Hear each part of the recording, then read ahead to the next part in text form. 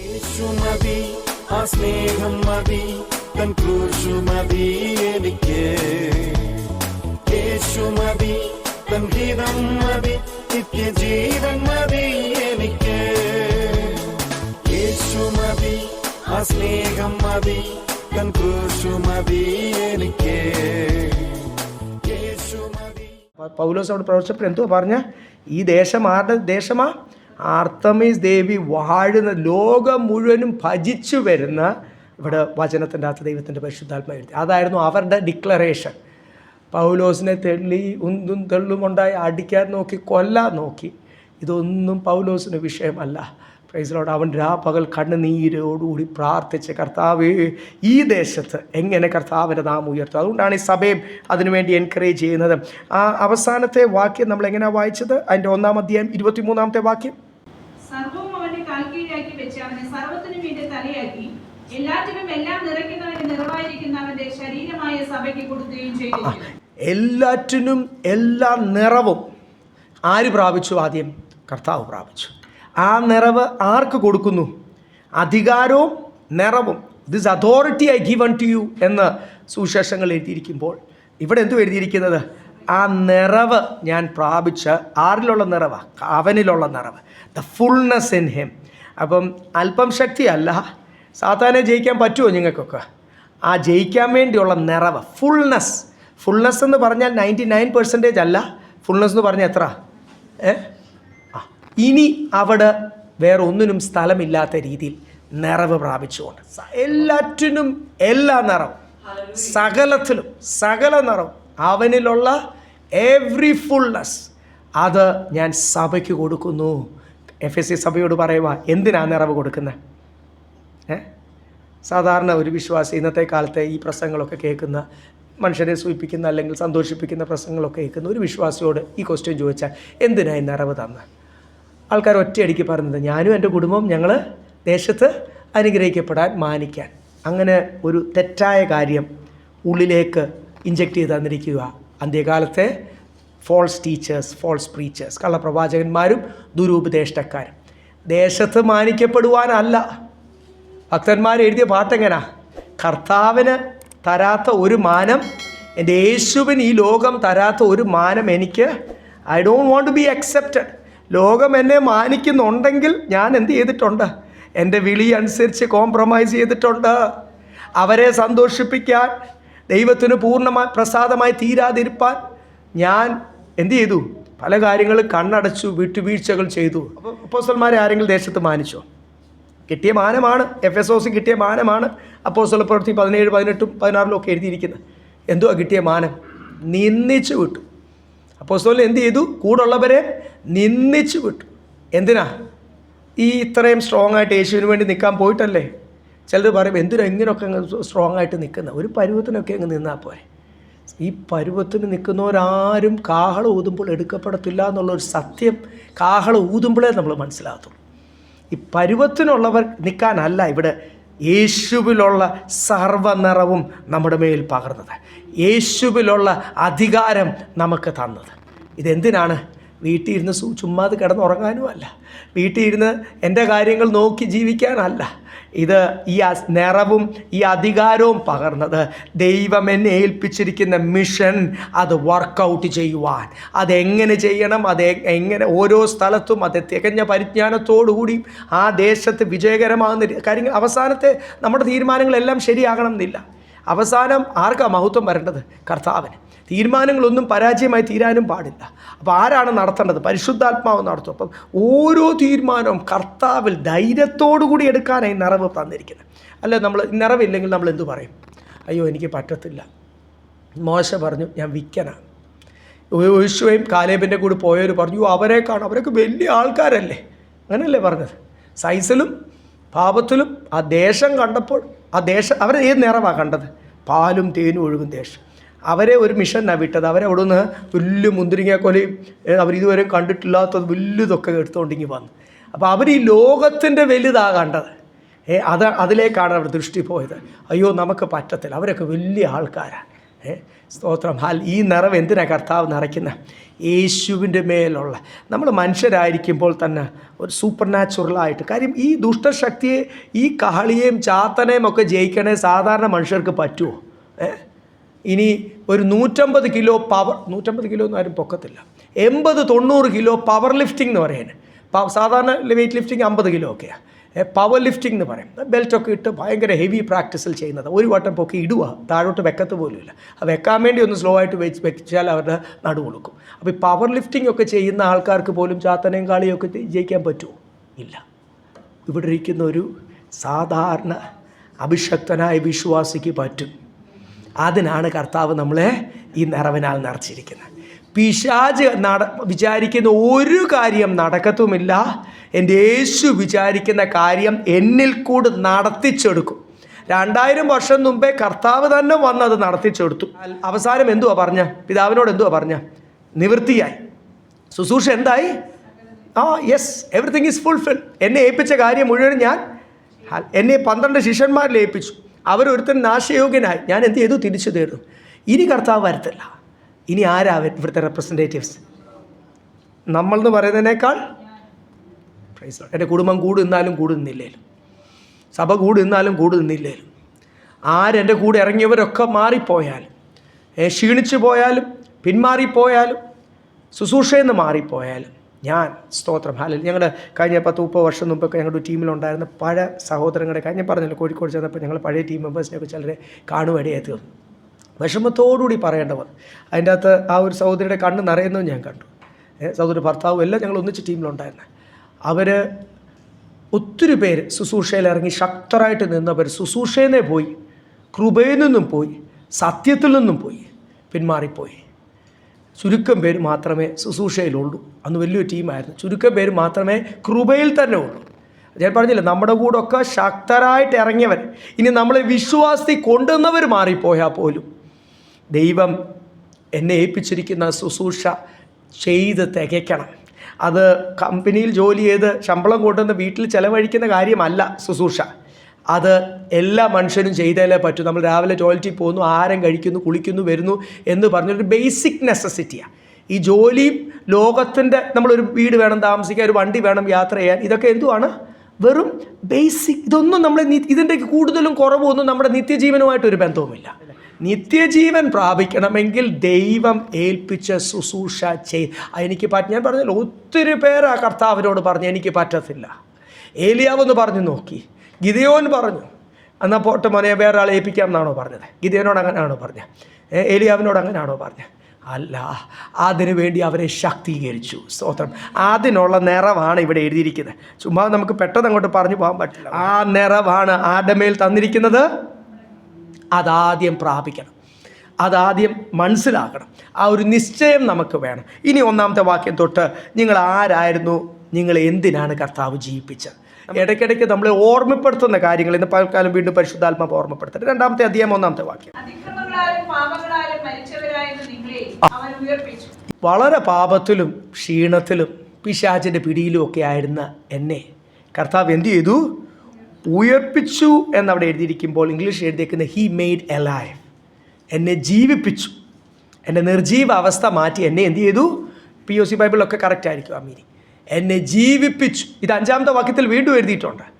പാപത്തിലും ക്ഷീണത്തിലും ഒക്കെ ആയിരുന്ന എന്നെ, നേരത്തെ ഇതിന് തൊട്ടും കണ്ടിന്യൂവേഷനാണ്. 23 കഴിഞ്ഞ് ഉടനെ 1-ാമത്തെ വാക്യത്തിൽ എനിക്കുള്ള എല്ലാ നിറവും ഞാൻ സഭയ്ക്ക് തരുന്നു എന്ന് പറഞ്ഞിട്ടാണ് ഇവിടെ എഴുതിയിരിക്കുന്നത്. ആ നിറവ് എന്തിനാണ്? എന്നെ ജീവിപ്പിക്കാനാണ്.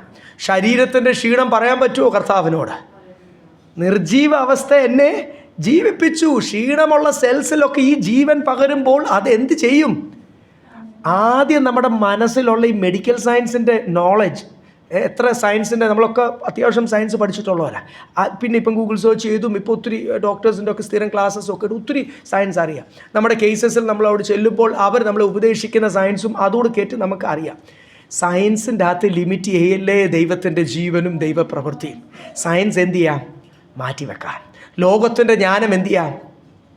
ഇതിവിടെ അകത്തിരിക്കുന്നിടത്തോളം കർത്താവ് പ്രവർത്തിക്കത്തില്ല. ആദ്യം മനസ്സിലാകണം, അഭിഷക്തരെല്ലാം ദൈവം അങ്ങനെ ഉപയോഗിച്ചത്. ഈ സയൻസും എൻ്റെ ജ്ഞാനവും എൻ്റെ കഴിവും ലോകത്തിൻ്റെ കഴിവും പ്രാപ്തിയും ഇതിങ്ങനെ ആയി തീരത്തുള്ളൂ. സയൻസ് അനുസരിച്ച് ഇങ്ങനെയാണ്, ഡെഡ് സെൽസ് ജീവിക്കത്തില്ല എന്ന് സയൻസ് പറയുമ്പോൾ ഇവിടെ എന്തു എഴുതിയിരിക്കുന്ന, എന്നെ കർത്താവ് ജീവിപ്പിച്ചു. He made alive. ജീവിപ്പിക്കുവാൻ കർത്താവിനെ കഴിയത്തുള്ളൂ. അതിനാണ് ദൈവത്തിൻ്റെ നിറവ്. ഇനി രണ്ടാമത്തെ വാക്യം, അതിൻ്റെ എങ്ങനെയായിരുന്നു ഞാൻ നടന്നുകൊണ്ടിരുന്നത്?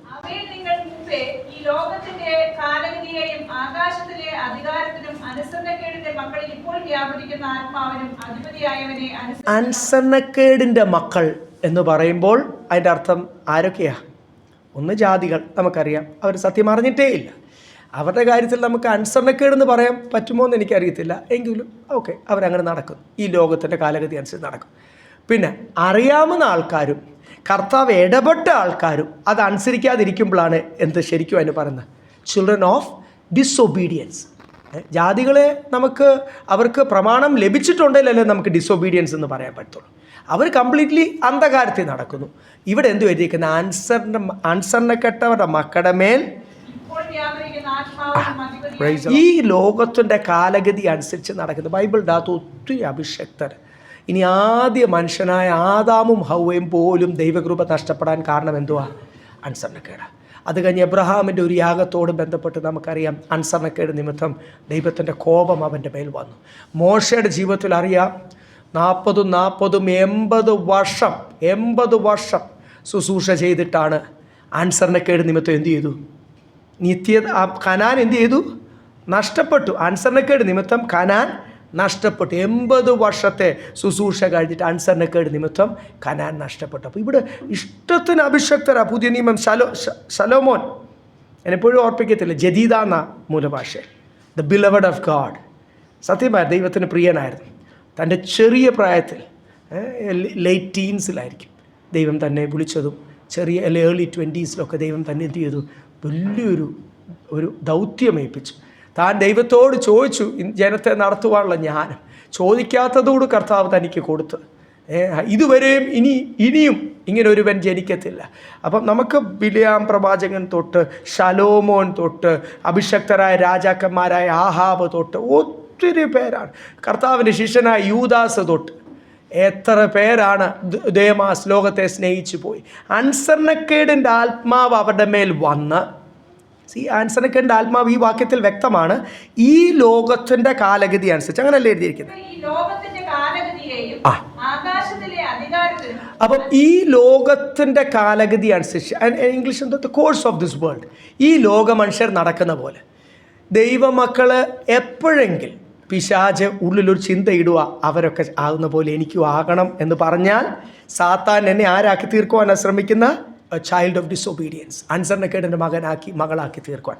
ഈ ലോകത്തിൻ്റെ കാലഗതി അനുസരിച്ച്. കാരണം ഈ ലോകത്തിൻ്റെ പ്രഭു ആരാ? അവിടെ എഴുതിയിട്ടില്ലേ? ഈ ലോകത്തിൻ്റെ അന്ധകാര ശക്തി തന്നെയല്ലേ എഴുതിയിരിക്കുന്നത്? According to the prince of the power of air. ഈ ലോകത്തിൻ്റെ കാലഗതി സെറ്റ് ചെയ്യുന്നത് ആരാ? ഈ ലോകത്തിൻ്റെ സയൻസ് നിർണ്ണയിക്കുന്നത് ആരാ? പിശാച, ആകാശ ശക്തികൾ, ദേശ അധിപതി. അപ്പം ദേശ അധിപതിയാണ് തീരുമാനിക്കുന്നത് ഇനി എങ്ങനെ ആയിരിക്കണം മെഡിക്കൽ സയൻസ്. ദേശ അധിപതിയാണ് തീരുമാനിക്കുന്നത് ഓരോ ടെക്നോളജിക്കൽ അഡ്വാൻസ്മെൻറ്റ്സും.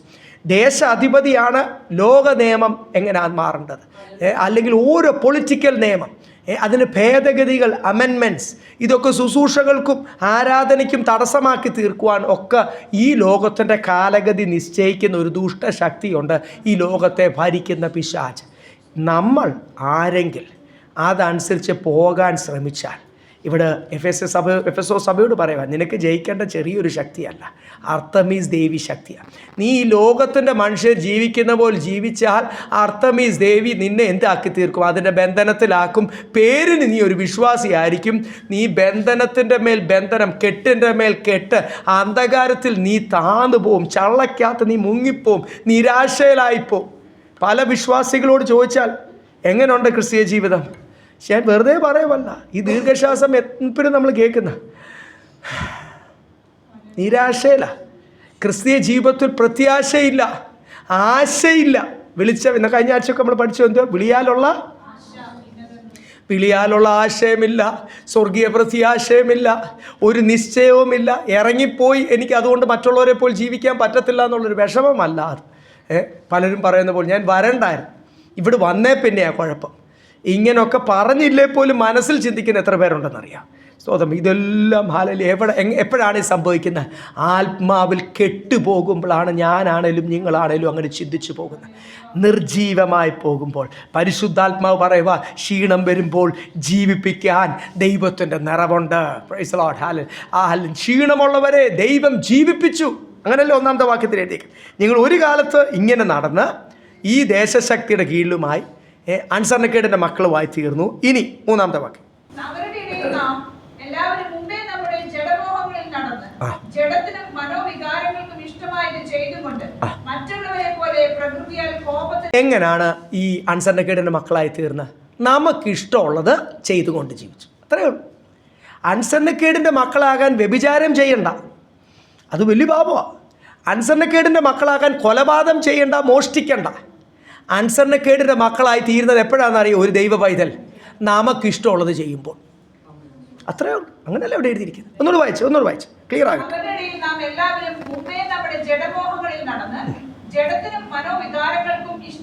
ഇത്രയേ ഉള്ളൂ. ഇംഗ്ലീഷിൽ ഈ ജഡം എന്നൊക്കെ പറയുമ്പോൾ അയ്യോ ഏതാണ്ട് അഴുക്ക് ഒന്നുമല്ല. ഈ ശരീരമാണ് നമ്മൾ ഈ സ്നേഹിക്കുന്ന ഈ ശരീരം.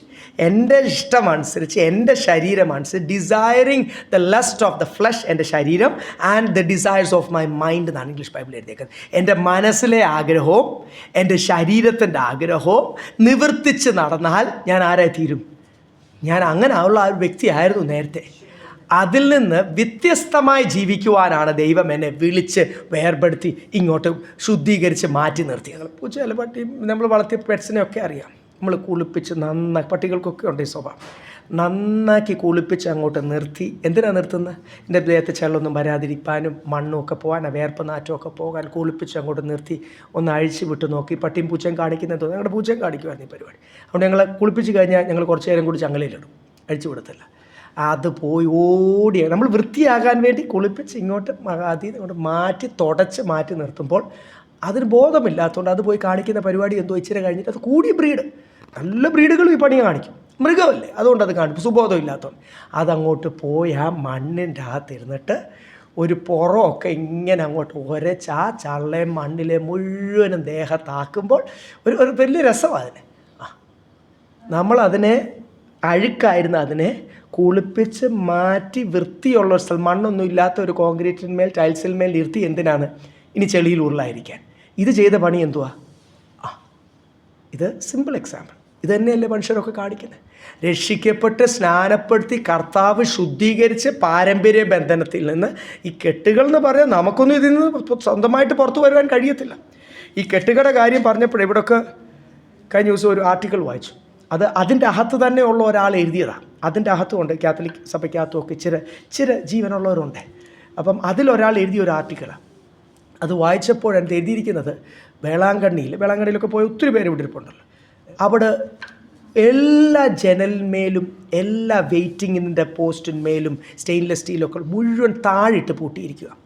നേർച്ച എന്ന് പറഞ്ഞാൽ അവിടുന്ന് അച്ഛനൊന്നും പറഞ്ഞിട്ടില്ല, അവരുടെ പ്രമാണത്തിലും ഇല്ല, അന്ധവിശ്വാസം.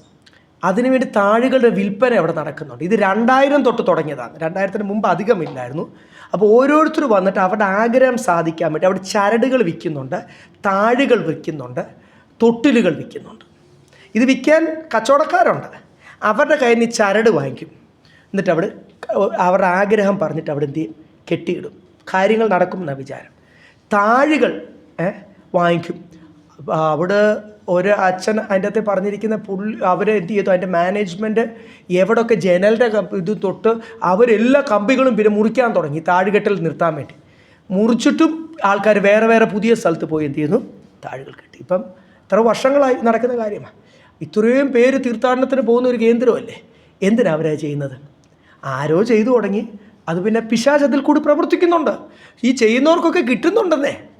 ഈ എല്ലാ മലകൾ കയറുന്നവർക്കും ഇവർക്കൊക്കെ ലോകം യേശുവിനോട് പറഞ്ഞില്ലേ പിശാച്, എന്നെ ഒന്ന് നമസ്കരിച്ചാൽ ഞാൻ ഈ കാണുന്ന എല്ലാ മഹത്വവും ഞാൻ നിനക്ക് എൻ്റെ യേശുവിനോട് പറഞ്ഞു. പിന്നെ നമ്മളെ വെറുതെ വിടുമോ?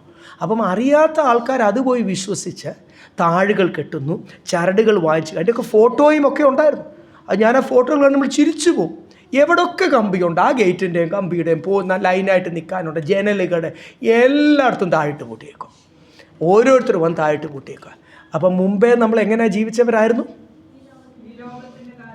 ഇവിടുത്തെ ഇതിൻ്റെ ബുദ്ധി എന്തിനാണ് അത് ചെയ്യുന്നത്? ഈ താഴ്ട്ട് കെട്ടുന്നത് എന്തിനാണ്? നമ്മുടെ ഇഷ്ടങ്ങൾ നിവർത്തിക്കുവാൻ. നേർച്ചയാണ്. എൻ്റെ കാര്യം സാധിക്കാൻ തിരുവചനത്തിലെങ്ങും പറഞ്ഞിട്ടില്ല. അത് ഭോഷത്വമാണെന്ന് മാത്രമേ പറഞ്ഞിട്ടുള്ളൂ. കാര്യം ഒരു കാര്യം തരണോ വേണ്ട തീരുമാനിക്കുന്ന ആരാ? കർത്താവ്. താഴിട്ട് പൂട്ടിയാലും ഞാൻ തലമുണ്ടനോ അടിച്ചാലും തറയിൽ കിടന്ന് ഉരുളിയാലും ഒന്നും കർത്താവ് കർത്താവിൻ്റെ ഹിതം അനുസരിച്ചേ കർത്താവ് നമ്മളെ നടത്തത്തുള്ളൂ. അപ്പം ഇതൊക്കെ അറിയാത്ത ആൾക്കാരാണ് എന്ത് ചെയ്ത്, ഒട്ടും വെളിച്ചമില്ലാത്ത തിരുവചനത്തിൻ്റെ പ്രമാണമൊന്നും അറിയാത്ത ആൾക്കാർ മുമ്പേ ഇതുപോലത്തെ പല അന്ധവിശ്വാസത്തിലും എൻ്റെ കാര്യങ്ങൾ സാധിക്കണം. എങ്ങനെയായിരുന്നു ഞാൻ മുമ്പേ? ഞാൻ വിശ്വാസി വരുന്നതിന് മുമ്പേ എൻ്റെ കാര്യങ്ങൾ സാധിക്കണം, എൻ്റെ കാര്യം, എനിക്ക് എൻ്റെ സുഖം, എൻ്റെ സന്തോഷം. അത് പറയുമ്പോൾ ഒരു പ്രത്യേക എക്സൈറ്റ്മെൻറ്റാണ് നമുക്ക്. എൻ്റെ സന്തോഷം, എൻ്റെ സുഖം, ഒന്നിനും ഒരു കുറവില്ലാതെ എൻ്റെ ജീവിതം അങ്ങ് മുമ്പോട്ട് പോകണം. പരിശുദ്ധാത്മാവ് പറഞ്ഞു മുൻപേ ആയിരുന്നു നിങ്ങൾ ഇങ്ങനെയുള്ളത്. നിങ്ങളുടെ ഉള്ളിൽ പരിശുദ്ധാത്മാവ് വന്നപ്പോൾ കൊലോസ്യ ലേഖനത്തിൽ പറയുന്ന പോലെ നിങ്ങളുടെ കണ്ണുകൾ എങ്ങോട്ടായി? ഫോക്കസ് എങ്ങോട്ടായി? ഉയരത്തിലേത് അന്വേഷിപ്പീൻ. ആ വചനത്തിൽ പറഞ്ഞ ഈ ലോകത്തിലേതല്ല, നശിച്ചു പോകുന്ന ഈ ലോകത്തിലേതല്ല. 2 വട്ടമാണ് പരിശുദ്ധാത്മാവോട് പറയുന്നത്. ഒരേ വാക്യത്തിൽ, 2ഉം 3ഉം വാക്യത്തിൽ വീണ്ടും പറയാം, set your eyes on the things above. ഉയരത്തിലേത് അന്വേഷിപ്പീൻ. അപ്പം മുൻപേ നിങ്ങൾ ഈ 3ാമത്തെ വാക്യത്തിൽ പറഞ്ഞാൽ നിങ്ങളുടെ മോഹം, 2 മോഹം അവിടെ എഴുതിയേക്കുന്നു. 1 നിങ്ങളുടെ ശരീരത്തിൻ്റെ ആഗ്രഹം, 2 the desires of your mind, നിങ്ങളുടെ പ്ലാൻ, നിങ്ങളുടെ മനസ്സിൻ്റെ ആഗ്രഹം, നിങ്ങളുടെ ശരീരത്തിൻ്റെ ആഗ്രഹം അനുസരിച്ച് മുൻപേ നിങ്ങൾ നടന്നവർ, അനുസരണക്കേടിൻ്റെ മക്കളായിരുന്നവർ, ഇപ്പോൾ നിങ്ങളെ ആരാക്കി തീർത്തു. പരിശുദ്ധാത്മാവില്ലാത്ത ഒരാൾ അല്ലെങ്കിൽ മുൻപേ ആണെങ്കിൽ നമ്മളൊക്കെ മനുഷ്യർക്കൊക്കെ എങ്ങനെ? എനിക്ക് ഷൈൻ ചെയ്യണം, എനിക്ക് എന്ത് ചെയ്യണം? ആൾക്കാർ താമസിക്കുന്ന ദേശത്ത് ഒരു സാധാരണ ഭാഷയാണ് ഉപയോഗിക്കുക. എനിക്ക് ഷൈൻ ചെയ്യണം, എനിക്ക് ആൾക്കാരെല്ലാവരുടെ മുമ്പിൽ എനിക്ക് എന്ത് ചെയ്യണം? ഷൈൻ ചെയ്യണം. അതിനുള്ള കാര്യങ്ങളൊക്കെ നമ്മൾ ചെയ്തു കൂട്ടും. ക്രിസ്തു എൻ്റെ ഉള്ളിൽ വന്നേ പിന്നെ എൻ്റെ മേൽ ഷൈൻ ചെയ്യണം? അങ്ങനല്ലേ ആകേണ്ടത്. ആ വ്യത്യാസം ഇവിടെ സിമ്പിൾ ഭാഷയിൽ പറഞ്ഞത്. മുൻപേ എൻ്റെ ആഗ്രഹങ്ങൾ നടക്കണം, എൻ്റെ സുഖം. പരിശുദ്ധാത്മാവ് എൻ്റെ ഉള്ളിൽ വന്നതിന് ശേഷം കർത്താവിൻ്റെ പദ്ധതി നടക്കണം എൻ്റെ ജീവിതത്തിൽ. എന്നിൽ കൂടെ നമ്മളിപ്പോൾ പാടിയില്ലേ ഭക്തന്മാരെഴുതിയ പാട്ട്, എന്നിൽ കൂടെ ആരുടെ നാമം ഉയരണം? ക്രിസ്തുവിൻ്റെ നാമം ഉയരണം. എനിക്ക് യേശുവിന് വേണ്ടി ഒരു സാക്ഷിയായി തീരണം. ആൾക്കാർ നിന്ദിച്ചാലും, എന്നെ ജോലിയിൽ നിന്ന് പിരിച്ചു വിട്ടാലും, താമസിക്കുന്ന സ്ഥലത്തു നിന്ന് ഇറക്കി വിട്ടാലും, ഈ എൻ്റെ യേശുവിനെ ദേശത്തു നിന്ന് വരെ ഓടിപ്പിച്ച് കാണും. ഒരു ദൈവപ്രവൃത്തി വെളുത്തപ്പോൾ നീ ദേശത്ത് നിന്നേക്കൽ എന്ത് ചെയ്യണം? ആ കച്ചവടക്കാരെല്ലാം കൂടി വന്ന് കർത്താവിനെ എന്ത് ചെയ്തു? ഒരു ഭൂതത്തെ ഇളക്കിയതാണ്. ഈ പട്ടണം വിട്ട് നീ എന്ത് ചെയ്യണം? അപ്പോസ്തലന്മാരോടൊക്കെ പറഞ്ഞില്ലേ, പട്ടണം കീഴ്മേൽ വരയ്ക്കുന്നത്. നീ പട്ടണം വിട്ട് എന്ത് ചെയ്യണം? അങ്ങനെ വന്നാലും ഹല്ലേലൂയ. അതൊന്നും ഞാനല്ലല്ലോ തീരുമാനിക്കുന്നത്. ഇവിടെ അപ്പോസ്തലന്മാരുടെ ജീവിതത്തിലും കർത്താവിൻ്റെ ജീവിതത്തിലും ഒക്കെ സംഭവിച്ച കാര്യം ദൈവനിർണയമാണ്. ദൈവനിർണയം ദൈവത്തിൻ്റെ പ്ലാൻ അനുസരിച്ച് നടക്കട്ടെ. ഞാൻ ശക്തമായ വചനത്തിന് വേണ്ടി നിൽക്കണം. മുൻപേ എൻ്റെ ശരീരത്തിൻ്റെ ആഗ്രഹം അനുസരിച്ച്, എൻ്റെ മനസ്സിൻ്റെ ആഗ്രഹം അനുസരിച്ച് അന്ന് പരിശുദ്ധാത്മാവ് എന്നെ വിളിച്ചത് അനുസരണക്കേടിൻ്റെ മക്കൾ. ഇപ്പോൾ നിങ്ങൾ എങ്ങനെയായി തീരണം? ക്രിസ്തു എന്നിൽ പ്രകാശിക്കണം എന്നല്ലേ. 4ാമത്തെ വാക്യം വായിച്ചോ. കരുണാസമ്പന്നനായ ദൈവം നമ്മെ സ്നേഹിച്ച മഹാസ്നേഹം നിമിത്തം അതിക്രമങ്ങളാൽ മരിച്ചവരായിരുന്ന നമ്മെ ക്രിസ്തുവിനോടുകൂടെ ജീവിപ്പിക്കുകയും. ഇവിടെ എഴുതിയിരിക്കുന്ന നമ്മൾ പാപത്തിലൊക്കെ മരിച്ച, ജന്മനാൽ പാപവും അതിക്രമണാലൊക്കെ മരിച്ച എന്നെ പിന്നെയും 5ാമത്തെ വാക്യത്തിൽ എഴുതിയ കരുണാസമ്പന്നനായ ദൈവം. സങ്കീർത്തനം മുഴുവനും എഴുതിയിട്ടുണ്ട്. ഗോഡ് ഓഫ് മേഴ്സി, കരുണ സമ്പന്നനായ ദൈവം. ഹല്ലേലൂയ. എന്നെ എന്ത് ചെയ്തു? അങ്ങനെ പറയാൻ കാരണം എൻ്റെ മേൽ ഒരു ഗുണവും കണ്ടില്ല. അങ്ങനെ പറയാൻ കാരണം എന്നെ ഒരു ഗുണവും കണ്ടിട്ടല്ല, ഞാൻ കർത്താവിന് വേണ്ടി പ്രയോജനമായി തീരും. ഇതാണ് വിശ്വാസി വന്നിട്ട് ഇത്രയും വർഷമായിട്ട് നമ്മൾ എത്രത്തോളം പ്രയോജനമായി തീരുന്നു കർത്താവിൻ്റെ വേലയ്ക്കെന്ന് നമുക്ക് തന്നെ അറിയാം. നമ്മൾ തന്നെ മാർക്കിട്ടാൽ മതി. Out of 10 മാർക്കിട്ടോ. നിങ്ങൾ വീട്ടിൽ ചെന്നിട്ട് എന്ത് ചെയ്യണം? ഒന്ന് അല്പസമയം ഒന്ന് പ്രാർത്ഥിച്ചിട്ട് മാർക്കിട്ടോ. ഔട്ട് ഓഫ് 10 1 ആണോ, 1.5 ആണോ, 2 ആണോ? ഓരോരുത്തരും ഓരോ രീതിയിലായിരിക്കും കർത്താവിന് വേണ്ടി പ്രയോജനമായി തീരുന്നത്. നിങ്ങൾ തന്നെ ഒരു സത്യസന്ധമായിട്ട് മാർക്കിട്ടാൽ നിങ്ങൾക്കറിയാം. അപ്പോൾ എത്രത്തോളം വിശ്വാസി വന്നിട്ട് ഇത്രയും നാളായിട്ട് എനിക്ക് കർത്താവിന് വേണ്ടി ഞാൻ കർത്താവിന് വേണ്ടി ഗുണമായി തീരുന്നോ, ഞാൻ കർത്താവിന് വേണ്ടി അങ്ങ് ശക്തമായി നിൽക്കുന്നോ, അതിനാണ് എന്നെ വിളിച്ചത്. അപ്പോൾ എൻ്റെ ഒരു ഗുണവും കണ്ടിട്ടല്ല. കർത്താവിന് ഒരു ഗുണവും ഇല്ലാതെ പ്രയോജനമില്ലാതിരുന്ന സമയത്ത് ദൈവത്തിന് എന്നോട് കരുണയുണ്ടായി. കരുണയുണ്ടായ പിന്നെയാണ് എനിക്ക് ദൈവത്തോട് സ്നേഹമുണ്ടായത്. കരുണയുണ്ടായി എന്നെ രക്ഷിച്ച പിന്നാണ് എനിക്ക് ദൈവത്തോട് അതിൽ പിന്നെയാണ് ഞാൻ ദൈവത്തെ ഒന്ന് തിരിച്ചറിഞ്ഞത്, ദൈവത്തിൻ്റെ സ്നേഹിക്കുന്ന കരമെന്നാണ്. അപ്പം അവിടെ എഴുതിയിരിക്കുക, എൻ്റെ ഇഷ്ടമനുസരിച്ച് എൻ്റെ ശരീരത്തിൻ്റെ സുഖം, എൻ്റെ മനസ്സിൻ്റെ സന്തോഷം, അനുസരണക്കേടിൻ്റെ മക്കളായി തീർന്ന, ഞാൻ പറഞ്ഞല്ലോ ബൈബിളിൻ്റെ അകത്ത് തന്നെ അഭിഷക്തരിങ്ങനായി തീർന്നത് പഴയ നിയമത്തിലും പുതിയ നിയമത്തിലും ഉണ്ട്. ആയിരുന്ന എന്നെ, 4-ാമത്തെ വാക്യം കരുണാസമ്പന്നനായ ദൈവം. 5-ാമത്തെ വാക്യത്തിൽ അവിടെ എഴുതിയിരിക്കുന്നത് തൻ്റെ കൃപയാൽ, തൻ്റെ സ്നേഹത്താലും, ഓ യെസ്, അതിക്രമങ്ങളാൽ മരിച്ചവരായ നമ്മെ ക്രിസ്തുവിനോട് ജീവിപ്പിക്കുകയും കൃപയാലത്രേ നിങ്ങൾ രക്ഷിക്കപ്പെട്ടിരിക്കുന്നു. കരുണാസമ്പന്നനായ ദൈവം തൻ്റെ സ്നേഹം നിമിത്തം, അവിടാണ് അബൻഡൻസ് ഓഫ് ലവ് ഒക്കെ നമ്മൾ തിരിച്ചറിയുന്നത്. ഇപ്പോഴും നമ്മൾ ചിലപ്പോൾ അവിശ്വസ്തരായി തീരുമ്പോഴും തൻ്റെ സ്നേഹം നിമിത്തമാണ് നമ്മൾ ഇന്നും കൃപയിൽ നിൽക്കുന്നത്, ഇല്ലേ? നമ്മുടെ വിശുദ്ധിയുടെ കൂടുതലുകൊണ്ടാണോ ഞാനും ഇന്ന് ദൈവത്തെ സന്ധി ശുശ്രൂഷിക്കുന്നത്, നിങ്ങളും ദൈവസന്ധിയിലായിരിക്കുന്നത്? അല്ല, നമ്മുടെ വിശുദ്ധിയുടെ കൂടുതലുകൊണ്ടല്ല ദൈവമക്കളെ, നമ്മളങ്ങ് പൂർണ്ണ പ്രസാദമായി തീർന്നുകൊണ്ടൊന്നുമല്ല. നമുക്കും ഇതേ പറയാനുള്ളൂ, കരുണാസമ്പന്നനായ ദൈവം തൻ്റെ സ്നേഹം നിമിത്തം. എന്നിട്ട് ഇവിടെ എഴുതിയേക്കുന്നു, അതിനുവേണ്ടി ദൈവത്തിന് വേണ്ടി നിൽക്കാൻ കർത്താവ് എന്ത് ചെയ്തു? കൃപ തന്നു, ഇല്ലേ?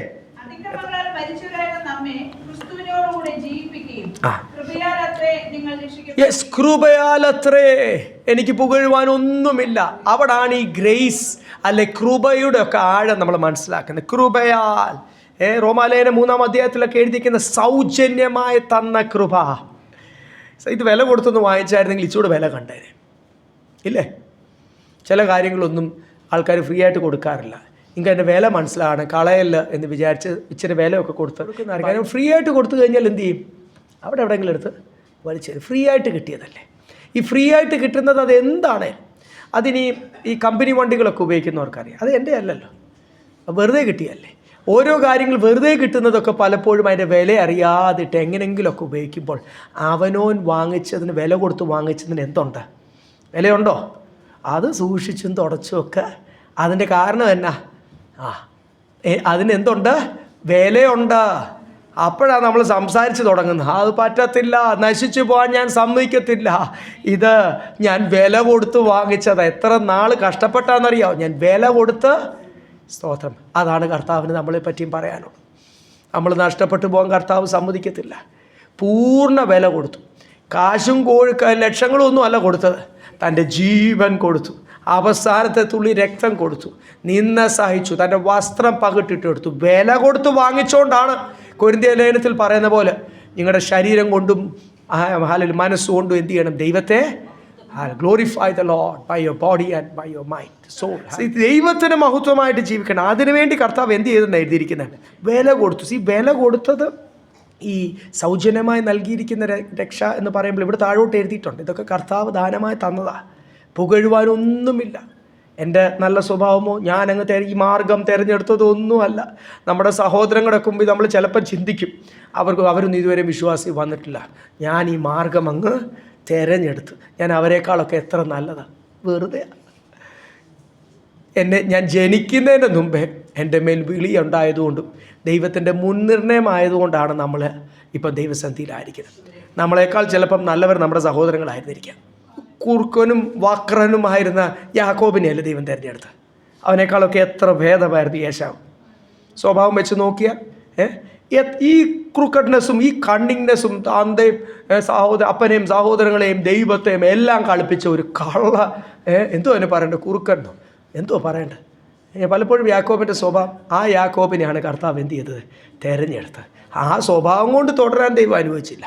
അതിനാവശ്യത്തിന് ക്ഷീണങ്ങളൊക്കെ കൊടുത്ത് അല്ല തൊടയിലും എന്ത് ചെയ്തു? ഇനി യാക്കോബ് ഒന്ന് നടക്കണതിൽ എന്ത് വേണം? ഇവിടെ പറയുന്ന ഒരു കൃപ വേണം. തൊടേണ്ടടുത്തെല്ലാം കർത്താവ് തൊട്ടു. കുടുംബജീവിതത്തിൽ കർത്താവ് പ്രവർത്തിച്ചു. വെളച്ചിൽ കാണിച്ചിടത്തെല്ലാം ദൈവം തിരിച്ചു കൊടുത്തു. എന്നിട്ട് കർത്താവ് എന്ത് ചെയ്തു? ഇനി ഇസ്രായേലിന് വേണ്ടി നിൽക്കുക, യഹോവയ്ക്ക് വേണ്ടി നിൽക്കുക. അതിന് വേണ്ടി ദൈവം തരും. നമ്മൾ രൂപാന്തരപ്പെടുത്തുവാനും കർത്താവിന് വേണ്ടി ശക്തമായി നിൽക്കുവാൻ കൃപ തരും. എന്തിനാണ് നമ്മളെ തിരഞ്ഞെടുത്തതും ഈ കൃപ തന്നതും നിറവിനാൽ നിറച്ചത്? അടുത്ത വാക്യത്തിൽ വായിച്ചാട്ട്,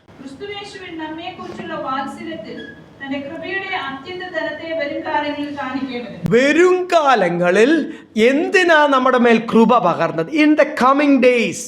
ഇത് വെളിപ്പെടാൻ പോകുന്നത് എപ്പോഴാ? എൻ്റെ മേൽ കൃപ പകർന്നു എന്ന് എൻ്റെ ദേശക്കാരോടോ അസോസിയേഷനോടോ അയൽവക്കക്കാരോടോ പറഞ്ഞ് അവർ ചിരിക്കും. അവർക്കറിയത്തില്ല, മനസ്സിലാകത്തില്ല. എനിക്കറിയാം, എനിക്കെങ്കിലും അറിയണം. ഇപ്പം അത് വെളിപ്പെടുത്തത്തില്ല. എൻ്റെ കുടുംബക്കാരുടെ മധ്യത്തിൽ എൻ്റെ മേൽ പകർന്നിരിക്കുന്ന കൃപയുടെ അത്യന്ത ധനവും നിറവും ഒക്കെ പറഞ്ഞാൽ മനസ്സിലാകത്തില്ല. ഇത് ദൈവം പ്രൂവ് ചെയ്യാൻ പോകുന്നത് ഇൻ ദ കമ്മിങ് ഡേയ്സ്. ഇവിടെ എഴുതിയിരിക്കുന്നത് വരും കാലങ്ങളിൽ അവനോടുകൂടി ചേർന്ന്, യേശുവിനോടുകൂടി ചേർന്ന് ഞാൻ രാജാവായിട്ടും പുരോഹിതനായിട്ടും. ഇവിടെ ഇരിക്കുന്ന സഹോദരിമാരും സഹോദരന്മാരും, നമ്മുടെ സ്വർഗീയ ശരീരത്തിൽ ആണും പെണ്ണും ഒന്നുമില്ല കേട്ടോ, അല്ലേ? നമ്മളെല്ലാവരും ഒരുപോലെ സ്വർഗീയ ശരീരം പ്രാപിക്കുമ്പോൾ യേശുവിനോടുകൂടി ഞാൻ വാഴുന്ന സുദിനം എത്രയും പെട്ടെന്ന് വരുന്നു. അതിന് യോഗ്യമായിട്ടാണ് ഞാൻ യേശുവിൻ്റെ മണവാട്ടിയായി തീരുന്ന ദിവസം വരുന്നു. അപ്പം ഇവിടെ എഴുതിയിരിക്കുന്നത് ഈ 7-ാം വാക്യത്തിൽ നമ്മൾ വായിച്ചില്ല, വരും ദിവസങ്ങളിൽ, വരും കാലങ്ങളിൽ തൻ്റെ കൃപയുടെ അത്യന്ത ധനം, ക്രിസ്തുവിലുള്ള കൃപ ഇല്ലേ, ക്രിസ്തുവേശുവിൽ. നിങ്ങൾ ആ ഡെപ്ത് നിങ്ങളൊന്ന് മനസ്സിലാവുന്നുണ്ടോ? ക്രിസ്തുവേശുവിൽ നമ്മളെക്കുറിച്ചുള്ള വാത്സല്യം. ആ വാത്സല്യം എന്നുള്ള പദമൊക്കെ നിങ്ങൾക്ക് മനസ്സിലായല്ലോ, ആ ഡെപ്ത് മനസ്സിലായല്ലോ. വെറും സ്നേഹമല്ല, ചില കുഞ്ഞുങ്ങളോട് ഒരു പ്രത്യേക വാത്സല്യം പേരൻസിനുണ്ട്. ശരിക്കും പറഞ്ഞാൽ നമുക്ക് ആരോടാ വാത്സല്യം? അങ്ങനെ വാത്സല്യം വരണമെങ്കിൽ ആ കുഞ്ഞ് നമ്മൾ പറയുന്ന, ഇന്ന് 3-4 പിള്ളേരുണ്ട്, അല്ലെങ്കിൽ 2-3 പിള്ളേരുണ്ട്, അതിൽ നമ്മൾ പറയുന്നത് കേൾക്കുകയും മനസ്സിലാകുകയും കുടുംബത്തിന് വേണ്ടി നിൽക്കുകയും ഉത്തരവാദിത്വത്തോട് നിൽക്കുകയും ആ പറയുന്നതനുസരിച്ച് മാറ്റങ്ങൾ ഉണ്ടാവുകയും ജ്ഞാനത്തോട് നിൽക്കുകയൊക്കെ ചെയ്യുന്ന കുഞ്ഞുങ്ങളോടാണ് പേരൻസിന് സാധാരണ. അങ്ങനെ വരാൻ പാടില്ല, പക്ഷേ മനുഷ്യനല്ല, നമ്മളാരും ദൈവമൊന്നുമല്ല, അറിയാതൊരു വാത്സല്യം വരും. ഇവിടെ എന്തോ എഴുതിയിരിക്കുന്നത്, ക്രിസ്തുവിന് എന്നോടുള്ള വാത്സല്യം, ക്രിസ്തുവിന് എന്നോടുള്ള വാത്സല്യം വരും ദിവസങ്ങളിൽ എൻ്റെ കുടുംബക്കാരറിയും, എൻ്റെ ദേശക്കാരറിയും, എന്നെ നിന്ദിച്ചവരറിയും, ലോകം മുഴുവനും അറിയും, എന്നെ കളിയാക്കിയവരെല്ലാം അറിയും. ക്രിസ്തുവിനോട് നിങ്ങളെക്കാളൊക്കെ കൂടുതൽ, കുടുംബക്കാരോടും ദേശക്കാരോടും അന്ന് നമുക്ക് പറയാൻ പറ്റും, നിങ്ങളെക്കാളൊക്കെ കൂടുതൽ ക്രിസ്തുവിനോട് എന്നോടൊരു വാത്സല്യമുണ്ടായിരുന്നു. അതിനുവേണ്ടി എന്നെ നിറവിനാൽ നിറച്ചു, അതിനുവേണ്ടി എന്നെ കൃപയാൽ നിറച്ചു. നമ്മളിപ്പം നോക്കുമ്പോൾ നമുക്ക് പരാതികളായിരിക്കും പറയാനുള്ളൂ, അയ്യോ എനിക്ക് അതില്ല, എനിക്കിതില്ല, കുറവുകൾ. നോ, വരും ദിവസങ്ങളിൽ വരും നാളുകളിൽ എൻ്റെ ജീവിതത്തിൽ വെളിപ്പെടാൻ പോകുക ക്രിസ്തുവിന് എന്നോടുള്ള വാത്സല്യം. കാഹളമൂതുമ്പോൾ വെളിപ്പെടും ക്രിസ്തുവിന് എന്നോടുള്ള വാത്സല്യം. മധ്യാകാശത്തിലും 1000 ആണ്ട് വാഴ്ചയിലും വെളിപ്പെടും ക്രിസ്തുവിന് എന്നോടുള്ള വാത്സല്യം.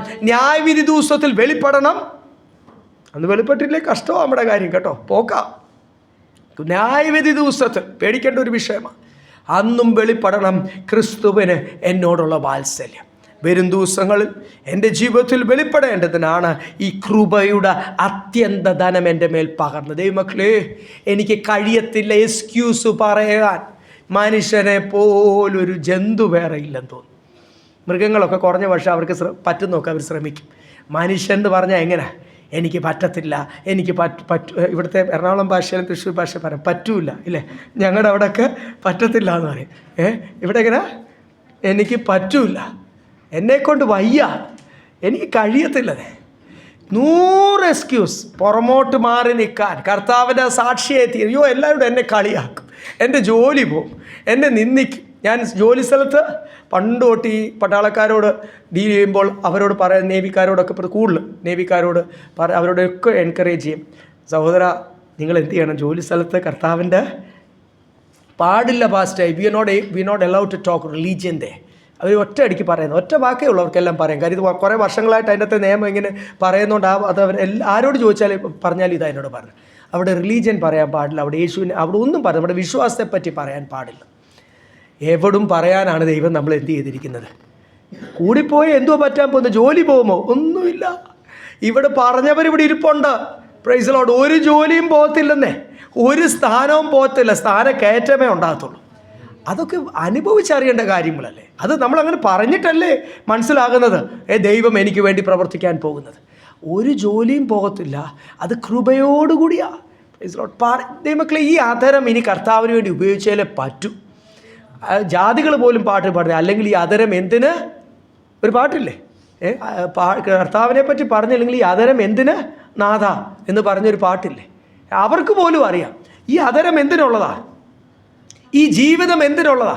അപ്പോൾ കർത്താവിന് എന്നോട് കാണിക്കുന്ന വാത്സല്യം ഞാനും കർത്താവിനോട് എന്ത് ചെയ്യണം, കാണിക്കണം. ഇതൊരു പേഴ്സണൽ അടുപ്പമായ ഒരു ഉപദേശിക്ക് എൻകറേജ് ചെയ്യാനേ പറ്റത്തുള്ളൂ.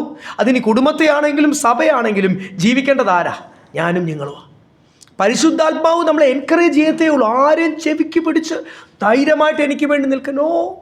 അങ്ങനെയാണ് ആദ്യമേ ആദാമിനെ ഹവ്വയെ ഒന്ന് പാപം ചെയ്യാതിരിപ്പിച്ചാൽ മതിയായിരുന്നല്ലോ. No, free will.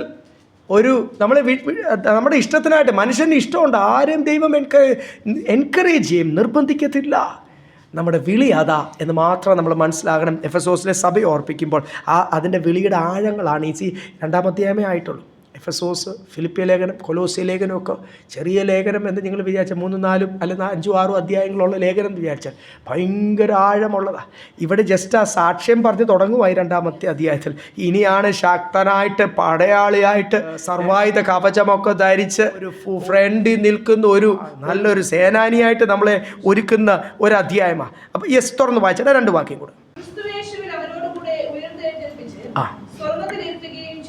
സ്വർഗത്തിൽ ഇരുത്തുകയും ചെയ്തു. ആരെയാ? യേശുവിനെ ഇരുത്തി. ഇനി ഈ നിറവ് ആരുടെ മേലെ പകർത്തിരിക്കുന്നത്? എന്നെയും പിതാവിനോടുകൂടി അല്ലെങ്കിൽ യേശുവിനോടുകൂടി ഇരുത്തുവാൻ. അപ്പം വരും ദിവസങ്ങളാണ്, വരും കാലങ്ങളിൽ കർത്താവിന് എന്നോടുള്ള വാത്സല്യവും എന്നെ എന്തിന് തിരഞ്ഞെടുത്തു എന്നും ഞാൻ എന്തിന് വേർപാടോടുകൂടി. ഇവിടെ എല്ലാം നമ്മൾ മനസ്സിലായില്ലേ? മുൻപേ നിങ്ങൾ അനുസരണക്കെട്ടവരുടെ മക്കൾ, മുൻപേ നിങ്ങളുടെ പ്ലാൻ അനുസരിച്ച് നിങ്ങളുടെ മനസ്സിലെ പ്ലാൻ 2 എഴുതിയിട്ടുണ്ട്. നിങ്ങളുടെ ശരീരത്തിൻ്റെ ഇഷ്ടം, നിങ്ങളുടെ മനസ്സിൻ്റെ ആഗ്രഹങ്ങൾ അനുസരിച്ച് ജീവിച്ച അന്ന് നിങ്ങൾ അനുസരണക്കെട്ടവരുടെ മക്കളാണ്. ഇപ്പോൾ ഇനി അങ്ങനെ ജീവിക്കാൻ പറ്റത്തില്ലെന്നല്ല എൻ്റെ അർത്ഥം. ഇപ്പോൾ നിങ്ങളെ കർത്താവെങ്കിലേക്ക് അടുപ്പിച്ച് കൃപ പകർന്ന്, കൃപയുടെ അത്യന്തം. അതെന്തിനാ എന്ന അടുത്ത വാക്യത്തിലൂടെ. യെസ്,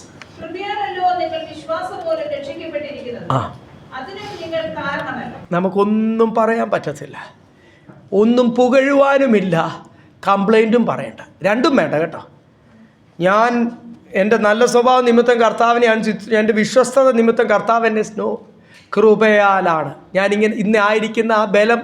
നമുക്ക് എന്തെങ്കിലും ചെറിയ ആത്മീയ ബന്ധം, ഇപ്പം നമ്മളെ ഒന്ന് കമ്പയർ ചെയ്യുമ്പോൾ മറ്റുള്ള ഇനി വിശ്വാസി സഹോദരങ്ങളെക്കാൾ കുറച്ചുകൂടെ ബലത്തോട് നിൽക്കാൻ കർത്താവ് ഒരു ബലം തന്നിട്ടുണ്ടെങ്കിൽ അത് എൻ്റെ വ്യക്തിത്വമല്ല, അതെന്നെ അങ്ങനെ ആക്കി തീർത്ത ആരാ?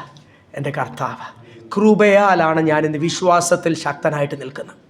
പറയാൻ പറ്റുമോ നമുക്ക്? കൃപയാലാണ് ഞാനിന്ന് കർത്താവ് എന്നോട് പറയുന്നത് എനിക്ക് പെട്ടെന്ന് മനസ്സിലാകാൻ പറ്റുന്നത്. എത്ര പേർക്ക് മനസ്സിലാകാൻ പറ്റുന്നില്ല? കൃപയാലാണ് ഞാനിന്ന് പലവിധ ദുരുപദേശത്തിൽ പലരും വീണു പോകുമ്പോൾ, എൻ്റെ കൂടെ ഉള്ളവരൊക്കെ വീണു പോയിട്ടുള്ളപ്പോൾ ഇന്നും സത്യ ഉപദേശത്തിൽ നിൽക്കാൻ പറ്റുന്നത് കൃപയാലാണ്.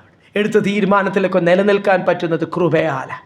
പാപം ചെയ്യുവാനും വീണു പോകുവാനും പല അവസരങ്ങൾ വന്നിട്ടും നമ്മുടെ മുമ്പിൽ സാത്താൻ കൊണ്ട് തന്നിട്ടും വീഴാതെ ഇന്നും നമ്മളെ നിർത്തിയിരിക്കുന്ന ദൈവത്തിൻ്റെ കൃപയാല. അപ്പം നമുക്കൊന്നും പുകഴുവാനില്ല എന്ന് പറയുമ്പോൾ തന്നെ ഒന്നും കംപ്ലൈൻറ്റും ചെയ്യണ്ട, ഒന്നും പുകഴുകയും വേണ്ട. ഈ കൃപ മതി എല്ലാത്തിനും. കംപ്ലൈൻറ്റ് പറഞ്ഞ പൗലോസിനോട് എന്തോ പറഞ്ഞ? ചിലപ്പോൾ നമ്മളൊക്കെ കംപ്ലൈൻറ്റ് പറഞ്ഞു പോകും, ഒത്തിരി കർത്താവേ ഒത്തിരി നാളായില്ലേ സഹിക്കുന്നത്, അങ്ങനെയൊക്കെ അറിയാതെ പറഞ്ഞു പോകുമ്പോൾ നോ, പൗലോസിനോട് എന്തോ പറഞ്ഞ് ഇത് മാറ്റിത്തരാൻ പറഞ്ഞപ്പോൾ എൻ്റെ കൃപ നിനക്ക്. അപ്പം കൃപയാണ് എല്ലാത്തിനും സൊല്യൂഷൻ. പറ്റാത്ത കാര്യത്തിന് ജയിക്കാൻ പറ്റുന്നില്ലയോ? ആത്മനിറവ് പ്രാപിക്കണം, വിശുദ്ധിയിൽ ജീവിക്കണം, വിശുദ്ധിയും വേർപാടും, ദേശത്തൊരു സാക്ഷിയായി തീരണം, സംസാരിക്കണം കർത്താവിന് വേണ്ടി. ഈ മിണ്ടാതിരിക്കും, നമ്മുടെ കാര്യത്തിന് വേണ്ടി സംസാരിക്കാൻ അറിയാമല്ലോ. ഇവിടെ ഇരിക്കുന്ന നമ്മളാരും അങ്ങ് പമ്മിയിരിക്കുന്ന ആൾക്കാരൊന്നും അല്ലല്ലോ. നമ്മുടെ കാര്യത്തിന് വേണ്ടി നമ്മൾ എന്ത് ചെയ്യും? പോയിന്റ് ബാധിച്ച് ഒരു 5 രൂപ വേണം നഷ്ടം, നമ്മളത് തിരിച്ചിങ്ങനെ 5 രൂപ കൊണ്ട് വലിയ സന്തോഷത്തിന് വരും. ഞാൻ പാത്താനം പറഞ്ഞ് എന്ത് ചെയ്ത് എനിക്ക് 5 രൂപ തിരിച്ച് കിട്ടി. നമ്മുടെ കാര്യത്തിന് വേണ്ടി സംസാരിക്കാൻ അറിയാം, നമുക്ക് നഷ്ടം വരാതിരിക്കാനൊക്കെ നോക്കാൻ നമുക്കറിയാം. ഇനി നമ്മൾ ആർക്ക് വേണ്ടി സംസാരിക്കണം? ഒരാഴ്ച ഇവിടെ ഇരിക്കുന്ന ഒരു അത്യാവശ്യമൊക്കെ നമ്മളൊക്കെ അത്യാവശ്യം നല്ലൊരു പ്രായമൊക്കെ കഴിഞ്ഞു, നല്ല ഒരു പ്രായമൊക്കെ കഴിഞ്ഞു. ഇനിയെങ്കിലും ആർക്ക് വേണ്ടി സംസാരിക്കാനുള്ള കൃപ കർത്താവ് നമുക്ക് തരട്ടെ. കർത്താവിന് വേണ്ടി നിൽക്കാം. നമ്മൾ അത്യാവശ്യം ലോകമൊക്കെ ഒന്ന് കണ്ടു, മനസ്സിലാക്കി, അതിൻ്റെ സന്തോഷങ്ങളൊക്കെ ഒന്ന് രുചിച്ചറിഞ്ഞു. ഇനിയെങ്കിലുള്ള അല്പകാലം ആർക്ക് വേണ്ടി ജീവിക്കാം? അതിന് കർത്താവ് കൃപ തരും. ഇനി നിങ്ങൾ ആരാന്ന് നിങ്ങൾ മനസ്സിലാകണം എന്ന് അടുത്ത വാക്യത്തിൽ പറയുന്നത്. യെസ്, നാം ആരാന്ന് ഇവിടെ ഓർപ്പിക്കുന്ന, നാം അവൻ്റെ പ്രവൃത്തിക്കായിട്ട് കർത്താവ് നമ്മളെ കൈപ്പണി ചെയ്തു, സൃഷ്ടിച്ചു. പിന്നെ ഇവിടെ എഴുതിയിരിക്കുന്ന ഈ വാക്യത്തിലും അടുത്ത വാക്യത്തിലൊക്കെ പറയുമ്പോൾ നാം ആരാ, നിങ്ങൾ എന്തിനാ വിളിച്ചത്? അടുത്ത 11ാമത്തെ വാക്യത്തിൽ നിങ്ങളെ മുൻ നിയമിച്ചത് എന്തിനാ? വരും കാലങ്ങളിൽ അത് വെളിപ്പെടും. പക്ഷേ ഈ നിശ്ചയം ആർക്ക് വേണം? പരിശുദ്ധാത്മാവ് വീണ്ടും വീണ്ടും പകൽക്കാലം ഓർപ്പിക്കും. ഇതൊക്കെ നമ്മളോട് സംസാരിച്ച കാര്യമാണ് ദൈവം. നമ്മൾ ആരാ എന്ന്. ഒരു രാജ കുടുംബത്തിൽ ഉള്ള ഒരാൾ, അവർക്കാണ് വലിയ ആകെപ്പാട് പ്രശ്നം. പ്രത്യേകിച്ച് നമ്മൾ ഈ ഏറ്റവും കൂടുതൽ റോയൽ ഫാമിലി, ഇന്ത്യയിലെ റോയൽ ഫാമിലി ജയ്പൂരാണെങ്കിലും ഇനി എവിടെ ആണെങ്കിലും, ട്രിവാൻഡ്രം നമ്മുടെ തിരുവിതാംകൂർ കുടുംബമാണെങ്കിലും, അവരൊന്നും ഇപ്പം പവറില്ലാത്ത റോയൽ ഫാമിലി ആയിപ്പോയതുകൊണ്ട് അതിൻ്റെ അകത്തെ കഥകളൊന്നും വെളിയിലൊന്നും അറിയില്ല. പക്ഷേ ഇപ്പോഴും ബ്രിട്ടീഷ് റോയൽ ഫാമിലി അവരുടെ എഡിൻബർഗ് അല്ലെങ്കിൽ അവരുടെ പാലസിലൊക്കെ അല്ലെങ്കിൽ അവരുടെ കാര്യങ്ങൾ, അവരുടെ കുടുംബത്തിനകത്ത് നടക്കുന്ന കാര്യങ്ങൾ കഴിഞ്ഞ 10, 20, 30, 40 വർഷമായിട്ടൊക്കെ ന്യൂസാണ്. അകത്ത് നടക്കുന്ന കാര്യങ്ങൾ അവർക്കെല്ലാം എവിടെയൊക്കെ റോയൽ ഫാമിലി ഉണ്ടോ ശരിക്കും പ്രതാപമുള്ള ഒരു കാലത്ത് ലോകത്തെ ഭരിച്ചുകൊണ്ടിരുന്നതുകൊണ്ടാണ് ഇവരുടെയൊക്കെ പ്രതാപമുള്ള റോയൽ ഫാമിലി ഇപ്പോഴും ആ കുടുംബം തന്നെ കണ്ടിന്യൂ ചെയ്യുന്നതുകൊണ്ടാണ് ഈ ബ്രിട്ടീഷൊക്കെ അങ്ങനെ ആൾക്കാർ ശ്രദ്ധിക്കുന്നത്. അവരപ്പം 1000 കണ്ണുകൾ അവരെ ശ്രദ്ധിക്കുന്നുണ്ട്. അതിൻ്റെ അകത്ത് ഡയാന പറഞ്ഞ താൻ ജീവനോടുള്ള സമയത്തൊക്കെ പലപ്പോഴും ഇൻ്റർവ്യൂസിലും എഴുതിയതുമൊക്കെ നമുക്കറിയാം, നമ്മളൊക്കെ വായിച്ചിട്ടുണ്ടായിരിക്കും. എനിക്കങ്ങനെ ചുമ്മാതെ വിശക്കുമ്പോൾ പോയി ഡൈനിങ് ടേബിളിൽ പോയിരുന്ന് കഴിക്കാൻ പറ്റത്തില്ല. പുള്ളിക്കാരത്തിയും ഒരു ലോഡ് ഫാമിലിയിലെ ആയിരുന്നെങ്കിലും അവർ കുറച്ചുകൂടി ഒരു കൺട്രി സൈഡിലാണ് താമസിച്ചത്, കൊട്ടാരത്തിലല്ല താമസിച്ചത്. അവർക്ക് അതുപോലെ വസ്തുക്കളുണ്ടായിരുന്ന ഒരു പ്രഭു കുടുംബത്തിലായിരുന്നെങ്കിലും അങ്ങനെ കല്യാണം കഴിച്ചെങ്കിൽ പോലും അവർ താമസിച്ച കൊട്ടാരത്തിലല്ലാത്തോട്ട് കൊട്ടാരത്തിൻ്റെ നിയമങ്ങൾ, അതിൻ്റെ ഡിസിപ്ലിൻ അവരുടെ ജീവിതത്തിൽ ഭയങ്കര ബുദ്ധിമുട്ടുകൾ ഉണ്ടാക്കി. അതാണ് കുടുംബജീവിതത്തിലെ പിരിമുറുക്കം എന്ന് താൻ പലപ്പോഴും പറഞ്ഞൊരു കാര്യമാണ്. അതിന് ഏറ്റവും പറഞ്ഞൊരു കാര്യം ഞാനും ചിന്തിച്ചു, നമുക്കൊന്ന് വിശക്കുമ്പോൾ ഓടി വന്നിട്ട് എന്ത് ചെയ്യാൻ പറ്റത്തില്ല, ഡൈനിങ് ടേബിളിൽ വന്ന് കഴിക്കാൻ പറ്റത്തില്ല. അതിൻ്റെ ഫോർമാലിറ്റി ഉണ്ട്, അതിൻ്റെ സമയമുണ്ട്, അതിന് ആൾക്കാർ വിളമ്പും, നമ്മളെ വിളിക്കും, നമ്മളെല്ലാവരും വന്ന് അവിടെ ഇങ്ങനെ ഇരിക്കും. എല്ലാം വന്നിരിക്കേണ്ട ആൾക്കാർ, സ്ഥിരം ചെയർസ് ഉണ്ട്. ആ ചെയർസ് നിറയാതെ നമുക്ക് ആഹാരം എടുക്കാൻ പാടില്ല. നമുക്ക് വിശക്കുമ്പോൾ നമ്മൾ എന്ത് ചെയ്യും? അപ്പോൾ ഇങ്ങനെയുള്ള ഓരോ വിഷയത്തിനും അവിടെ നിന്നൊന്ന് പുറത്തു പോകണമെങ്കിൽ, അകത്ത് വരണമെങ്കിൽ അതിൻ്റെ ആൾക്കാർ കമ്പനി ചെയ്ത് മാത്രമേ പുറത്തു പോകാൻ പറ്റത്തുള്ളൂ. അപ്പോൾ ഇങ്ങനെയുള്ള ഓരോ വിഷയങ്ങൾക്കും അവർക്ക് ആകെപ്പാടെ ബുദ്ധിമുട്ടായി. ഇവിടെ വചനം പറയുക, നാം ആരാ നമ്മൾ ആദ്യം എന്ത് ചെയ്യണം? മനസ്സിലാക്കണം. നമ്മൾ രാജാവിൻ്റെ മകളും മകനുമാണ്. മറ്റുള്ളവർ പറയുന്ന പോലെ ലോക്കൽ വർത്തമാനം ഒന്നും പറയാൻ നമുക്ക് എന്ത് പറ്റൂല. Price the Lord. അപ്പം നമ്മുടെ ഓരോ വിഷയത്തിലും നമ്മൾ എന്ത് ചെയ്യണം? നമ്മൾ ആരാ? എന്നെ വിളിച്ചിരിക്കുന്ന എന്തിനാ? ഇനി വരാൻ പോകുന്ന ദിവസത്തിൽ വെളിപ്പെടാൻ പോവുക. ഞാൻ വാഴാൻ പോവുക. രാജാതിരാജാവ്, I am going to be king. ഞാൻ വാഴാൻ പോവുക. 1000 ആണ്ട് വാഴ്ച തൊട്ട് തുടങ്ങാൻ പോവുക. അപ്പോഴാണ് ലോകം അത് മനസ്സിലാക്കാൻ തുടങ്ങുന്നത്. പക്ഷേ ഇപ്പോഴേ നമ്മളത് മനസ്സിലാക്കണം. 10ാമത്തെ വാക്യം ഒന്നുകൂടെ വായിച്ചാൽ, ദൈവത്തിൻ്റെ വർക്ക്മാൻഷിപ്പ് എന്ന് ഇംഗ്ലീഷ് എഴുതി, വി ആർ ഹിസ് വർക്ക്മാൻഷിപ്പ്. പ്രത്യേക കൈപ്പണിയായിട്ട് കർത്താവ് എന്നെ അതിനുവേണ്ടി വലിയവനായ ദൈവത്തോട് കൂടി ജീവിക്കുവാൻ, വാഴുവാൻ. ഈ കൊട്ടാരത്തിൽ ഡയന പറഞ്ഞതിനേക്കാളൊക്കെ വലിയ ഡിസിപ്ലിനാണ് സ്വർഗീയ കൊട്ടാരം. അപ്പം ആ ഒരു വചനത്തിൻ്റെ ഡിസിപ്ലിനിലും പ്രമാണത്തിലും എൻ്റെ ഫോക്കസ് മാറാൻ പോവാ. സ്വർഗമാണ് എൻ്റെ ഫോക്കസ്, ആരാധനയാണ് എൻ്റെ ഫോക്കസ്, ദൈവത്തിൻ്റെ ഇഷ്ടമാണ് എൻ്റെ ഇഷ്ടം. അത് പൂർണ്ണമായി തീരാൻ പോകുക. അപ്പോൾ അതിനുവേണ്ടി ഈ ലോകത്തിലായിരിക്കുമ്പോൾ തന്നെ എന്നെ ഒരുക്കുവാന്നല്ലേ എഴുതിയിരിക്കുന്നത്, അതിന് കൃപ തരുവാൻ. അതുകൊണ്ട് നമ്മൾ ഈ ഒത്തിരി ലോകത്തിൽ അങ്ങോട്ട് ഫോക്കസ് ചെയ്ത് ഇതിൻ്റെ സന്തോഷത്തിലൊന്നും സന്തോഷിക്കാൻ ശ്രമിക്കേണ്ട. കാഹളമൂതുന്നതിന് മുമ്പേ ഒരു നിത്യതയ്ക്കായിട്ട് ദൈവത്തോടു കൂടെ ഒന്നിച്ച് ഞാൻ ഇരിക്കുന്നിടത്ത് നിന്നെയും ഇരുത്തേണ്ടതിന്. ജയിക്കുന്നവരോട് എന്തോ കർത്താവ് പറഞ്ഞ, ഞാൻ ഇരിക്കുന്നിടത്ത് നിന്നെയും ഇരുത്തേണ്ടതിന് സ്വർഗത്തിലൊരു തൂണാക്കി ഒരു പുതിയ പേര് അതിന് ഞാൻ നിങ്ങൾക്ക് തരും. അങ്ങനല്ല വാഗ്ദത്തം എന്തുവാ? വിശ്വസ്തരായിട്ട് ജീവിക്കുന്ന സഭയോട് പറയും, ഒരു പുതിയ പേര് ഞാൻ നിങ്ങൾക്ക് തരും. ഒരു പുതിയ ഡെസ്റ്റിനിയാണ്, ഒരു പുതിയ ജീവിത ശൈലിയാണ്. അതിനുവേണ്ടി നമ്മളെ ഒരുക്കുന്നത് ഈ ലോകത്തിലാണ്. അവിടെ ഒറ്റയ്ക്കാണ് കർത്താവുമായിട്ടുള്ള ഫോക്കസ്. നമ്മളിവിടെ ആയിരിക്കുന്ന കുടുംബമൊക്കെയാണ്. കുടുംബത്തിൻ്റെ ഫോക്കസ് കുറച്ച് മതി. നിത്യതയ്ക്കായിട്ട് ഒരുങ്ങാം. കുടുംബത്തിനെ സ്നേഹിക്കണം, കരുതണം, ചെയ്യേണ്ട കാര്യങ്ങളൊക്കെ ചെയ്യണം. ഫോക്കസ് എങ്ങോട്ടായിരിക്കണം? കുടുംബത്തോടും പറയണം. നമ്മുടെ എല്ലാവരുടെയും ഫോക്കസ് ആരോ? കാഹളം ഊതാനുള്ള സമയം എത്രയും പെട്ടെന്ന്. ഈ ഇസ്രായേലൊക്കെ ചുമ്മാ അത് ചൊറിയുക. കഴിഞ്ഞ ദിവസങ്ങളിൽ ന്യൂസിലും ഉണ്ടായിരുന്നു. ചുമ്മാ നിങ്ങൾക്കറിയാമോ ഇപ്പോഴും ഉക്രൈൻ റഷ്യ യുദ്ധം നടക്കുന്ന അറിയാം. കുറച്ചുകൂടി ഉക്രൈൻ കടുപ്പിച്ചു എന്ന് പറഞ്ഞ് 2 ദിവസം മുമ്പേ ഞാൻ വാർത്ത കണ്ടു. കൊല്ലുക, ആൾക്കാരൊക്കെ ഇഷ്ടത്തിന് മരിക്കുക. ഗാസയിലും മരിക്കുന്നു, ലബനാനും മരിക്കുന്നു, ഈജിപ്തിലും മരിക്കുന്നു, അങ്ങോട്ടും ഇങ്ങോട്ടും ബോംബിടുന്നുണ്ട്, ഇസ്രായേലിലും മരിക്കുന്നുണ്ട്. ഇത് ഉക്രൈനിലും അവിടെ റഷ്യയിലും നടക്കുന്നു. റഷ്യൻസ് ഇഷ്ടത്തിന് മരിക്കുന്നുണ്ട്. അവരുടെ ആൾക്കാർ മരിക്കാതെ ഇപ്പം കൂലിപ്പട്ടാളത്തെ അവർ പല രാജ്യങ്ങളിൽ നിന്ന്, ഇന്ത്യ പോലുള്ള രാജ്യങ്ങളിൽ നിന്ന് വരെയും പാകിസ്ഥാൻ, ബംഗ്ലാദേശ് രാജ്യത്ത് നിന്ന് ഹയർ ചെയ്യുക, മരിക്കുന്ന അവരായിക്കോട്ടെ എന്ന് വിചാരിച്ച്. യുദ്ധം ഭയങ്കരമായിട്ട് കടുപ്പിച്ചുകൊണ്ടിരിക്കുക. കാഹള ഊതാനുള്ള സമയമായി. നാം ആരാന്നും നാം എന്തായി തീരാൻ പോകുന്നു എന്നുള്ള അറിവ് ഉണ്ടായാലേ പറ്റൂ. അത് ഉണ്ടായില്ലെങ്കിൽ വലിയ കഷ്ടമാണ്. പച്ചയ്ക്ക് പറയുക കേട്ടോ, ഞാൻ ആരാന്നും ഞാൻ ആരായി തീരാൻ പോകുന്നു എന്ന്. അത് ഈ ഞായറാഴ്ച നമുക്കറിയാം. ഞാൻ പറഞ്ഞില്ലേ, ഈ റോയൽ ഫാമിലി കൊട്ടാരത്തിൽ ജീവിക്കുമ്പോൾ അവർക്കറിയാം അവരുടെ ചിട്ടകൾ. അവിടെ അത് മാത്രമേ ഉള്ളൂ ആൾക്കാർ ശ്രദ്ധിക്കാനുണ്ട്. അവർ കൊട്ടാരത്തിൻ്റെ പുറത്തു പോകുമ്പോഴും അവർ എപ്പോഴും ഓർക്കേണ്ട കാര്യമാണ്, ഞാൻ ആരാ, എനിക്കെങ്ങനെ, ഐ ഹാവ് മൈ ലിമിറ്റ്സ്, എനിക്ക് എൻ്റെ വേർപാടിനും വിശുദ്ധിക്കും എന്തുണ്ട് നമ്മൾ മനസ്സിലാക്കണം. എനിക്ക് എൻ്റെ ലിമിറ്റുകളുണ്ട്, എൻ്റെ അതിരുകൾ വിടാൻ പാടില്ല. അപ്പം കൂട്ടായ്മയിലായിരിക്കുന്ന സമയത്ത്, ആരാധനയിലായിരിക്കുന്ന സമയത്തും ലോകത്തോട് ഇടപെടുമ്പോഴും നമ്മൾ മനസ്സിലാകണം, ഞാൻ ആരാ. രണ്ടാമത്തേത് ഈ വചനത്തിൽ പറയുന്നു, ഞാൻ ആരായി തീരാൻ പോകുന്നു. അത് വരും കാലങ്ങളിൽ കർത്താവ് അത് പബ്ലിക്കായിട്ട് വെളിപ്പെടുത്താൻ പോകുക. ഞാൻ ആരായി തീരാൻ പോകുക. അതല്ലേ നമ്മുടെ സന്തോഷം. ഒരാഴ്ച മുഴുവനും വേദന സഹിച്ചാലും കഷ്ടത സഹിച്ചാലും കുഴപ്പമില്ല ദൈവമക്കളെ.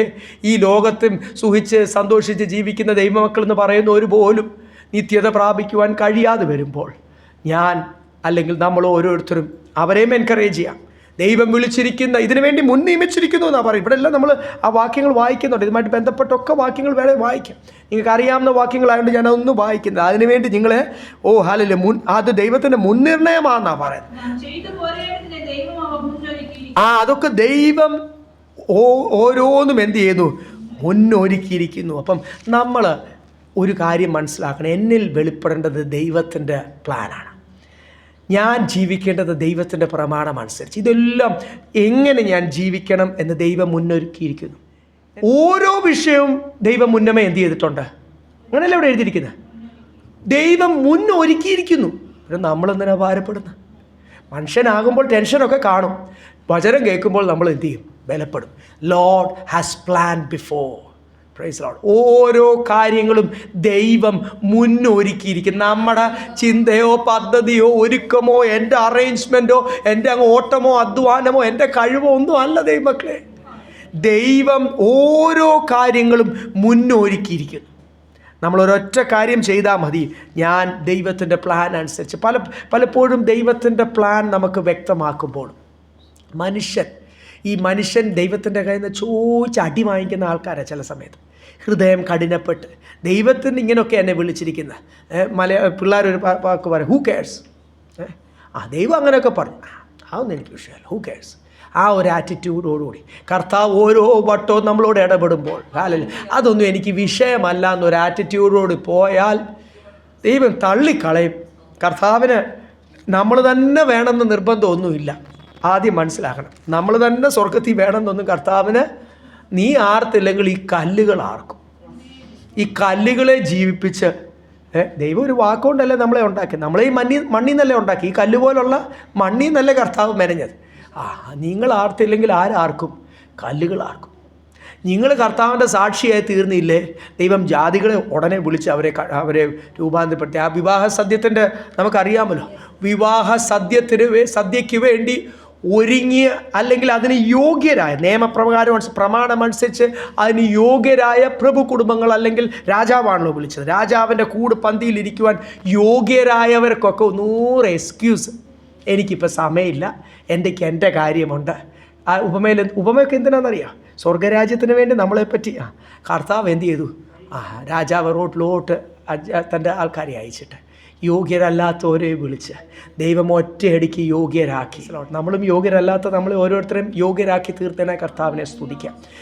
ഈ പലപ്പോഴും ഈ രക്ഷ വെറുതെ കിട്ടിയോണ്ട്, വെറുതെ ഞാൻ പറയുന്നില്ല, സൗജന്യമായി കിട്ടിയതുകൊണ്ട് ഇതിൻ്റെ വില അറിയത്തില്ലെങ്കിൽ ഇത് പകൽക്കാലം പരിശുദ്ധാത്മാവ് വ്യക്തമാക്കും. ഇത് വിലയേറിയതാണ്. ഒരു കർത്താവ് നമുക്ക് വേണ്ടി വില കൊടുത്തുകൊണ്ടാണ് നമ്മൾ കർത്താവിൻ സന്നിധിയിൽ സന്തോഷമായിട്ടായിരിക്കുന്നത്. സ്വാർത്ഥത മാറിപ്പോകട്ടെ. മുൻപേ നിങ്ങൾക്ക് വേണ്ടി ജീവിച്ചവർ, ഇനി നിങ്ങൾ ആർക്ക് വേണ്ടി ജീവിക്കണം? തീരുമാനമൊന്നുമില്ല, ഒന്നും കേൾക്കുന്നില്ല. ഇനി ആർക്ക് വേണ്ടി ജീവിക്കണം? എൻ്റെ യേശുവിന് വേണ്ടി ജീവിക്കണം എന്ന് പറ. Price the Lord. ജോലി പോയാലും വിഷയമല്ലെന്നേ, പോറ്റിക്കൊള്ളാമെന്ന് വാഗ്ദത്തം ചെയ്ത ആരാ? വീട് പോയാലും വിഷയമല്ല, ഹല്ലേലൂയ, എന്തും പോയാലും വിഷയമല്ല.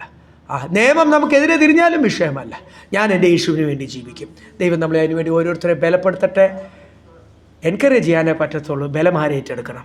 നിങ്ങൾ ഓരോരുത്തരെ ഏറ്റെടുക്കണം. ദൈവം നമ്മളെ അതിനുള്ള കൃപ തരുന്നുണ്ട്. അല്പം കൃപയല്ല, അത്യന്ത കൃപ എന്നാണ് ഇവിടെ നമ്മൾ വായിച്ച്. വീണ്ടും അത് താഴോട്ട് വരുമ്പോൾ എഫെസോസ് പോരാട്ടങ്ങൾ ശക്തമാകുമ്പോഴാണ് നമ്മൾ ഒന്ന് ഉഷാറാകുന്നത്, ഒന്ന് ഉണരുന്നത്. ഇനിയുള്ള കാലഘട്ടം വളരെ പോരാട്ടം ശക്തമാകുന്ന ഒരു കാലഘട്ടമായിരിക്കും. ദൈവം നമ്മളെ സ്നേഹിക്കുന്നുണ്ടാണ്. ഒന്നും എന്ന് വെച്ചാൽ നമുക്കൊരു സ്വസ്ഥത, ഒരു ദിവസം ഒരു സ്വസ്ഥത തരാത്ത രീതിയിൽ സാത്താൻ കിടന്ന് പയറ്റും. അവിടെ ഒക്കെ സന്തോഷത്തോടുകൂടി കൃപയോടുകൂടി നിൽക്കുവാൻ അതിന് ദൈവത്തിൻ്റെ ഒരു പ്രത്യേക ജ്ഞാനവും കൃപയും വേണം. ധാരാളമായിട്ട് നമുക്ക് തരട്ടെ. നിങ്ങളെല്ലാവരും ആത്മീയമായിട്ട് ദൈവം അനുഗ്രഹിക്കട്ടെ. വളരെ വിലയൊക്കെ കൊടുത്ത് ഈ നാളുകൾ കർത്താവിന് വേണ്ടി നിൽക്കുന്നവരുണ്ട്. അവർക്കൊക്കെ അത്യന്ത കൃപ ധാരാളം.